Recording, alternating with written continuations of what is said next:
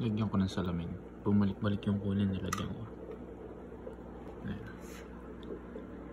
Oh. Actually, nauna ko nung lagyan kanina. Mga 5 seconds. Tapos tinanggal ko. Tapos ito binidyo ko. Para makita.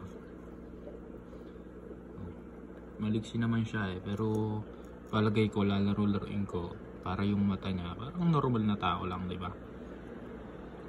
Galing yan. Di ba kanina itim na itim siya, oh. Ngayon maliksi na talaga pero yung mata kailangan talagang gumaling. Cloudy eye eh. Nakalimutan ko yung bibiling kong gamot. Search ko na lang. Para sa pet talaga yun sa dito. Pag nagka cloudy eye. Kasi laro-laro muna, napakain ko na eh.